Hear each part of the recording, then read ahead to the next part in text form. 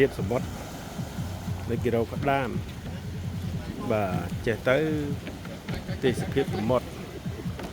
ទ្រកំពុងសោមនៅកប៉ាល់កប៉ាល់បាទកប៉ាល់បាទអានេះថ្មពលឺស្អាតណាស់គេដែរបាទថ្មស្អាតដល់នេះទឹកថ្លាឆ្វេងហ្មងទឹកថ្លាយងហ្នឹងគេហៅទឹកថ្លាយងបាទក្តៅតិចអាកាសធាតុក្តៅតិចបាទនេះព្រៃស៊ុបទ្រុបព្រៃស៊ុបទ្រុប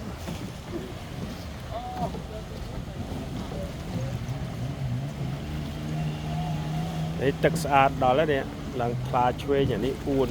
សណាញ់គេដាក់ត្រីគេដាក់យកត្រីយកក្តាមសមុទ្របាទអានេះគេជិះកន្លែងជិះ Uber អត់មែនទេម៉ូតូទឹកបាទកន្លែងជិះម៉ូតូទឹកបាទគាត់រកក្តាមមិញបានច្រើននេះថ្មដូចភ្នំអញ្ចឹងនេះដូចទួលអញ្ចឹងបាទដូចទួលហ្នឹងស្អាត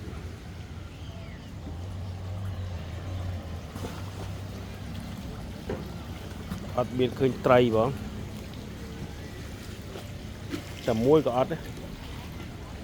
តែមានក្តាមថ្មប៉ុណ្ណានៅអូយកគាត់រកក្តាមបានប៉ុណ្ណាណៃទិញយកទៅចំហុយយកស្ងោរហូប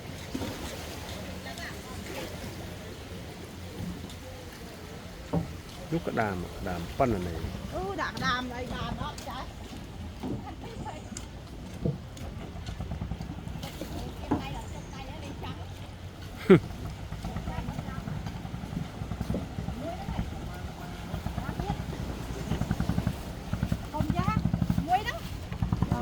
អូបានក្តាមថ្មមួយប៉ុណ្ណានេះ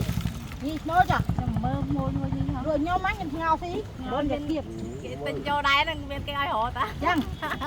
រត់យកគៀបអូយយកគៀបច្រើនទៀតណានេះមកមានអាតែលក់ខ្ញុំតើទៅដល់ផ្ទះគេយកអស់ហើយស្ងោឲ្យគេហើយគេឲ្យទៅស្កាច់ស្ងោទៀតបាន1គីឡូប៉ុន្មានបង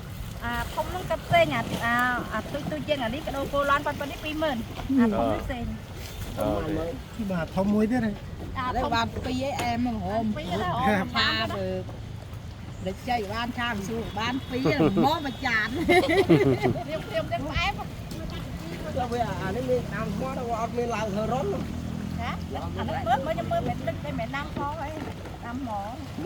บ้านคอหมอถึงน้ำคอเลยนี่อัดเป็นหกเลยเหรอโอ้กระดานหมอแม่ผมปั้นอะไรมีสอบมีเธอร้อนเรากินសាច់ហ្នឹងថ្មីអញ្ចឹង